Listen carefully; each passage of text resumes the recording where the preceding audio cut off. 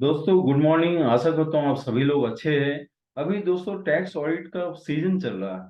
तो tax audit किसको लागू होता है, टैक्स ऑडिट किसको लागू नहीं होता, टैक्स ऑडिट का लिमिट्स क्या है, कौन से लिमिट के ऊपर हमको टैक्स ऑडिट करवाना, किससे टैक्स ऑडिट करवाना, और टैक्स ऑडिट होने के बाद उसका रिपोर्ट जो अपलोड करने का समय सीमा क्या है, उसका रिटर्न फाइल करने का समय सीमा क्या है। आज इस सभी विषय के ऊपर दोस्तों बात करेंगे। दोस्तों मैं सीए चंद्र पटेल नागपुर से आज इस टॉपिक के ऊपर बात करेंगे। तो दोस्तों आज थोड़ा सा बेसिक में बात बता दूं। टैक्स ऑडिट जो है दोस्तों, टैक्स ऑडिट आपको करवाने के जो टाइम है दैट इज 30 सितंबर 2023। मैं फाइनल सभी आज जो बात करूंगा दोस्तों, फाइनेंशियल ईयर 22-23 के पॉइंट ऑफ व्यू से मैं बात करूंगा। तो टैक्स ऑडिट कंप्लीट करने का जो आपका ड्यू डेट है दैट इज 30 सितंबर 2023। और ऑडिट हो जाने के बाद उसका जो रिटर्न फाइल करने का जो ड्यू डेट है दैट इज 31 अक्टूबर 2023। तो एक महीना आपको करीब करीब मिलता है उसका रिटर्न फाइल करना। और टैक्स ऑडिट कौन करेगा? एक practicing chartered accountant, those who is holding certificate of practice. तो वो टैक्स ऑडिट कर सकते हैं। और टैक्स ऑडिट करने के बाद वो अपने पोर्टल से, इनकम टैक्स के अपने पोर्टल से वो टैक्स ऑडिट को वो अपलोड करते हैं। तो दोस्तों चलिए हम देखते हैं tax audit limit under the income tax act 1961।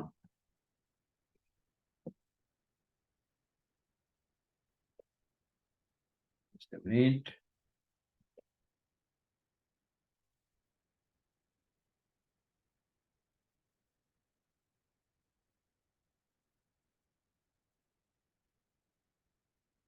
Yes. तो दोस्तों टैक्स ऑडिट का जो लिमिट्स है उसको जानने के लिए मैंने जो पर्सन है जिसको ऊपर टैक्स ऑडिट लागू होते हैं या जिसको जो टैक्स पेयर या टैक्स ऑडिट जिसको एप्लीकेबल होता है, उसको मैंने दो कैटेगरी ऑफ पर्सन में मैंने डिवाइड किया। एक इंडिविजुअल एचयूएफ फर्म और दूसरा अदर्स जिसमें कंपनी और एलएलपी है। और फिर साथ साथ में मैंने नेचर ऑफ वर्क जो है उनका उनका काम क्या है, बिजनेस में है या प्रोफेशन में है, उसको भी मैंने डिवाइड किया। साथ साथ में हम टैक्स ऑडिट लिमिट को जानने के लिए हमको क्या देखना पड़ता है, उसका टर्नओवर, सेल्स, ग्रॉस रिसीट या प्रॉफिट लिमिट। ये सब चीज देखने के बाद ही हम डिसाइड कर सकते हैं उसको टैक्स ऑडिट एप्लीकेबल होता है कि नहीं। तो दोस्तों मैंने ये जो कैटेगरी ऑफ पर्संस दो कैटेगरी में डिवाइड किया उसका कारण एक ही है। इंडिविजुअल एचयूएफ और फर्म को एक प्रिजेम्पटिव टैक्सेशन का बेनिफिट्स, प्रिजेम्पटिव टैक्सेशन स्कीम में वो आते हैं, उसका बेनिफिट्स उनको दिया जाता, जबकि कंपनी और एलएलपी को इस बेनिफिट नहीं दिया जाता। तो प्रिजेम्पटिव टैक्सेशन अंडर सेक्शन 44 एडी अगर वो बिजनेस करे, और प्रिजेम्पटिव टैक्सेशन अंडर सेक्शन 44 एडीए अगर वो प्रोफेशन में है। तो उसमें क्या है, आप आपका सेल्स टर्नओवर का एक परसेंटेज पर्टिकुलर 6% या 8% अगर बिजनेस में है, अगर प्रोफेशन में है तो 50% आप आपका टर्नओवर या ग्रॉस रिसीट का दिखा देने से आपको बुक्स ऑफ अकाउंट मेंटेन करने की जरूरत नहीं है, ना ही आपको ऑडिट करवाने की जरूरत है। हालांकि उसमें कुछ लिमिट्स है, कितना कुछ रुपया है, तो उसके ऊपर हम आगे चर्चा करेंगे। तो दोस्तों चलिए आगे चलते हैं। अभी हम देख लेते हैं कि अगर कंपनी, पहले देख लेते हैं कंपनी और एलएलपी अगर वो बिजनेस में है, कंपनी और एलएलपी बिजनेस में है, तो अगर उनका कैश ट्रांजेक्शन 5% से कम है, मतलब डिजिटल ट्रांजेक्शन या बैंकिंग ट्रांजेक्शन हम अगर बोले तो मोर देन 95% है, तो उनको टैक्स ऑडिट कब एप्लीकेबल होगा? अगर उनका सेल्स, ग्रॉस रिसीव्स या टर्नओवर जो भी है 10 करोड़ या 10 करोड़ से ऊपर हो, तभी उनको टैक्स ऑडिट एप्लीकेबल होगा। और वैसे ही अगर कैश ट्रांजेक्शन 5% से ज्यादा है, मतलब डिजिटल ट्रांजेक्शन होंगे अगर 95% से कम है, तो टैक्स ऑडिट कब एप्लीकेबल होगा? जो जब उनका टर्नओवर या ग्रॉस रिसीव 1 करोड़ के ऊपर चला जाएगा। तो इस बात का आप जरूर ध्यान रखिए। देखिए दोस्तों यहाँ पे बहुत बड़ा अंतर है, 1 करोड़ और 10 करोड़। तो गवर्नमेंट चाह रही है कि हम सभी लोग डिजिटल ट्रांजेक्शन करें, ना कि कैश ट्रांजेक्शन करें। तो कम से कम हम अगर हम कैश ट्रांजेक्शन करेंगे तो हमको टैक्स ऑडिट का जो लिमिट है वो 10 करोड़ अपने को एप्लीकेबल हो जाएगा। दोस्तों जो कैश ट्रांजेक्शन की मैंने बात किया 5% और मोर देन 5% जो वाली जो बात है, उसको जानने के लिए आपको इस बात को समझना है। आपको टोटल पेमेंट और टोटल रिसिप्ट इस बात को देखना पड़ेगा। अगर आपका बिजनेस कर रहे हैं और वहां पे जितने भी टोटल पेमेंट है, पेमेंट आपको हो सकता है परचेस के लिए पेमेंट किया, एक्सपेंसेस के लिए जैसे सैलरी दिया, वेजेस दिए, उसके लिए पेमेंट किया, फिक्स एसेट कुछ खरीदा उसके लिए पेमेंट किया, जितना भी टोटल पेमेंट हो रहा, वो टोटल पेमेंट का 5% से ऊपर पेमेंट आपका कैश में नहीं होना चाहिए। तो अगर 5% से ऊपर कैश में नहीं है टोटल पेमेंट का, और वैसे ही आपको टोटल रिसिप्ट भी देखना है। रिसिप्ट आपका किससे आता है? आपको सेल्स से रिसिप्ट आती है, आपने कोई फिक्स एसेट सेल किया उससे भी रिसिप्ट आ सकती है, कोई कैपिटल गेन हुआ और वो बिजनेस में दिखा रहा वो उससे भी आपको रिसिप्ट। तो जितना भी रिसिप्ट है उसका 5% से ऊपर का रिसिप्ट आपका कैश में नहीं होना चाहिए, इस बात को आपको ध्यान देना। अगर 5% से ऊपर आपका टोटल रिसिप्ट और टोटल पेमेंट अलग अलग आपको देखना पड़ेगा, और दोनों अगर सेटिस्फाई होता है तो आपको जो टैक्स ऑडिट का लिमिट है दैट इज 10 करोड़ और मोर देन 10 करोड़। तो इस बात को आप जरूर ध्यान रखिए। कंपनी एलएलपी के लिए बिजनेस करे तो मैंने इस बात को आपको यहाँ पे एक्सप्लेन किया। और कंपनी एलएलपी अगर प्रोफेशन में है और उनका ग्रॉस रिसिप्ट 50 लाख से कम है तो कोई टैक्स ऑडिट की जरूरत नहीं है, और ग्रॉस रिसिप्ट अगर 50 लाख के ऊपर है तो वहां पे टैक्स ऑडिट एप्लीकेबल हो जाएगा। दोस्तों अभी इंडिविजुअल एचयूएफ और पार्टनरशिप फॉर्म, अगर वो हम यहाँ पे देखेंगे उनको सेक्शन 44 AD जो प्रिजम्पटिव टैक्सेशन का जो स्कीम है वो उनको एप्लीकेबल होता है या नहीं होता है। अगर हमारा आंसर यस है, 44 AD उनको एप्लीकेबल होता है या नहीं होता, अगर यस है, यस कब होगा दोस्तों? उनका जब टर्नओवर या ग्रॉस रिसिप्ट 2 करोड़ से कम है, मैं फाइनेंशियल ईयर 2022-23 के पॉइंट ऑफ व्यू से ही बात कर रहा हूँ, 2 करोड़ से कम है तो वो सेक्शन 44 AD को ऑप्ट कर सकते हैं। वहां पे उनको कोई बुक्स ऑफ अकाउंट मेंटेन करने की जरूरत नहीं है और ना ही उनको टैक्स ऑडिट करवाने की जरूरत है। तो 44 AD को उनको जो भी उनका जो कंडीशंस है उसको सेटिस्फाई करना पड़ेगा। उनका जो सेल्स ग्रॉस रिसिप्ट या टर्नओवर है उसका 6% या 8% उसके ऊपर कैलकुलेट करके वो अगर अपना रिटर्न फाइल कर दे तो उनको कोई बुक्स ऑफ अकाउंट मेंटेन करके करने की जरूरत नहीं है, ना ही उनको टैक्स ऑडिट करवाने की जरूरत है। और नो कब होगा दोस्तों? या तो उनका टर्नओवर 2 करोड़ से ऊपर है, 2 करोड़ से ऊपर है तो उनका भी वहां पे टैक्स ऑडिट करवाने की, वहां पे टैक्स ऑडिट एप्लीकेबल हो जाएगा। और 44 AD वो उस कंडीशन में ऑप्ट नहीं कर सकते। इसके विषय में फिर मैं आगे थोड़ी देर बाद फिर से मैं बात करता हूँ। दोस्तों यहाँ पे और एक कंसेप्ट आपको मैं समझाता हूँ दोस्तों, लॉक इन ईयर का कंसेप्ट। अगर इंडिविजुअल एचयूएफ और पार्टनरशिप फर्म ने एक बार 44 AD को ऑप्ट कर लिया, ऑप्ट इन हो गए, तो उसको नेक्स्ट 5 साल तक उनको उसको फॉलो करना है, मतलब उसको ऑप्ट इन होके ही रहना है, उसको ऑप्ट करके रहना है। अगर वो कोई कारण से आगे के कोई 5 साल के बीच में ही कोई एक साल में 44 AD को कंडीशन को फुलफिल नहीं कर पाते तो नेक्स्ट 5 साल तक, जिस साल में वो फेल हो गया, उसको ऑप्ट करने में फेल हो गया, तो उसके नेक्स्ट 5 साल तक वो 44 AD को ऑप्ट नहीं कर सकते। साथ साथ में नेक्स्ट 5 साल तक उनको बुक्स ऑफ अकाउंट मेंटेन करना है और अपने अकाउंट को भी ऑडिट करवाना है। मैं इसका एग्जाम्पल देता हूँ।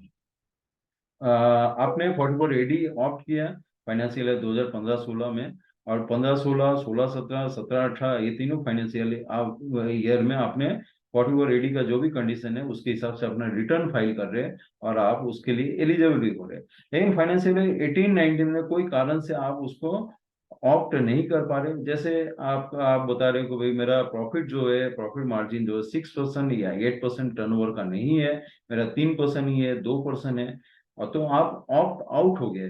किससे ऑप्ट आउट हो गए? आप सेक्शन 44 AD के जो कंडीशन है वहां से ऑप्ट आउट हो गए।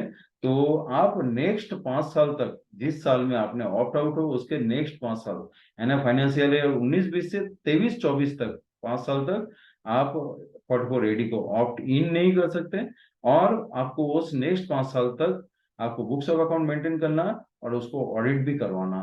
तो देखिए आप दोस्तों यहाँ पे एक क्या कंडीशन हो गया ऑडिट करवाने के, जिस साल में आप 44 AD को आप वायोलेट 44 AD के कंडीशन को वायोलेट कर रहे हैं तो उस साल में आपको ऑडिट करवाना पड़ेगा। लेकिन यहाँ पे एक छोटा सा कंसेप्ट है, आपका जो टोटल इनकम है दोस्तों, टैक्सेबल टोटल टैक्सेबल इनकम है, that should be more than basic exemption limit. अगर फाइनेंशियल ईयर 2022-23 की अगर मैं बात करूं तो बेसिक एग्जाम्पशन लिमिट क्या है?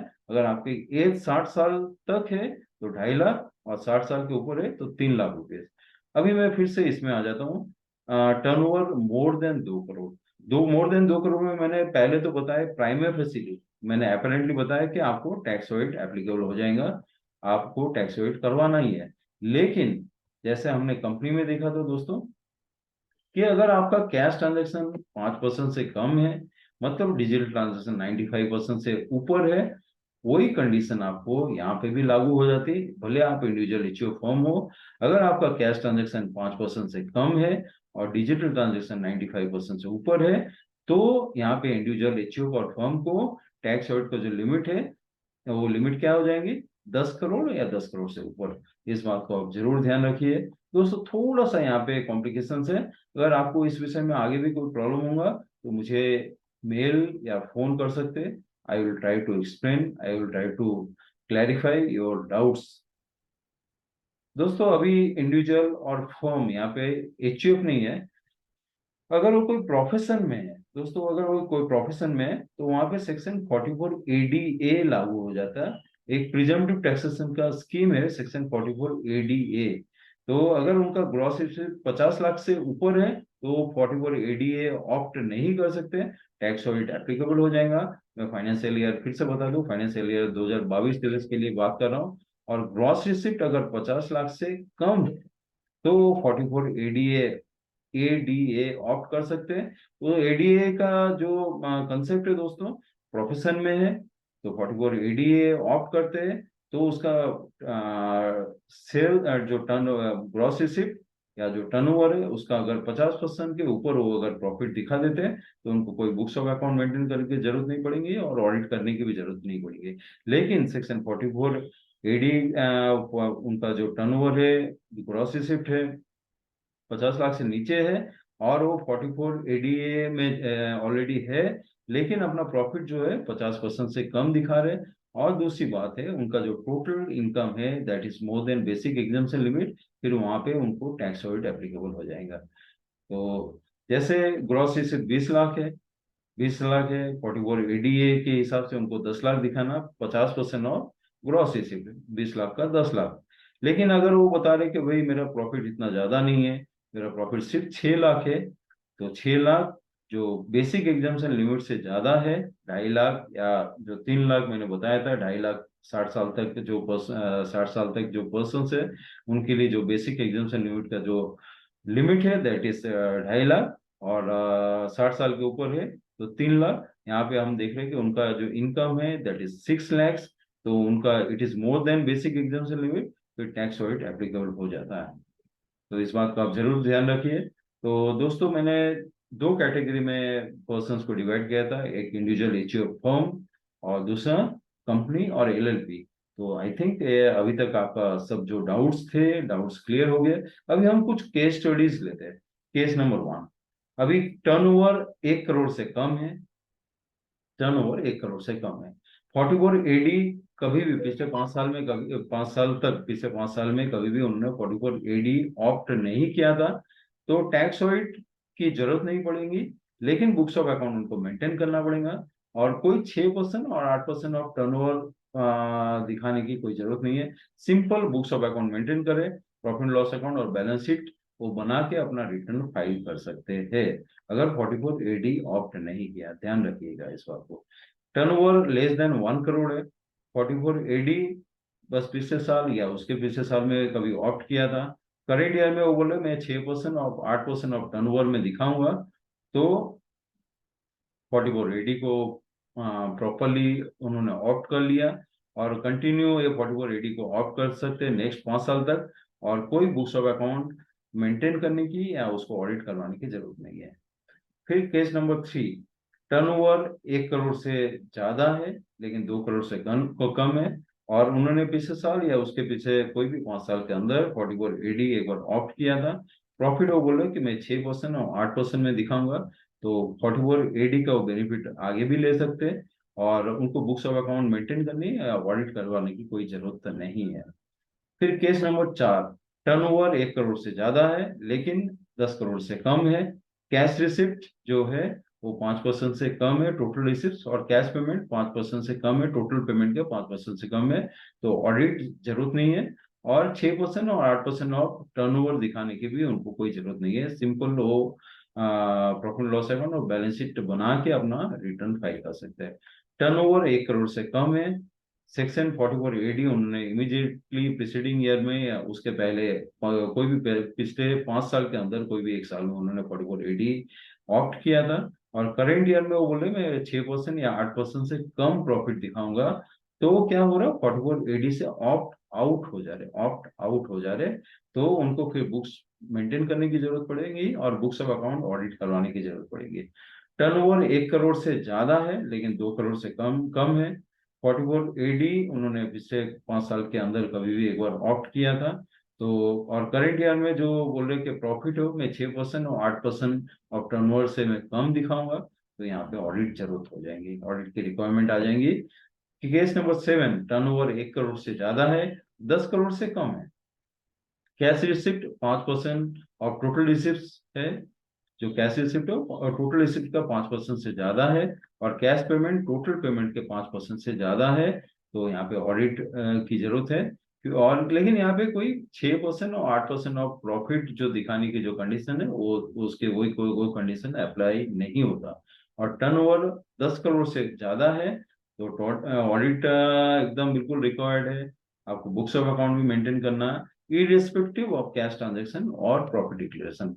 दोस्तों मैं उम्मीद करता हूं आपको इस जो मेरे प्रेजेंटेशन है, इस प्रेजेंटेशन से जो टैक्स ऑडिट के जो लिमिट्स है, टैक्स ऑडिट किसको लागू होता है किसको लागू नहीं होता, आपके केस में भी टैक्स ऑडिट लागू होगा या नहीं होगा, इस विषय में आपका माइंड में क्लैरिटी आ गई होंगी। I think this will help you lot. Thank you very much for watching this video. Thanks a lot, thanks a lot.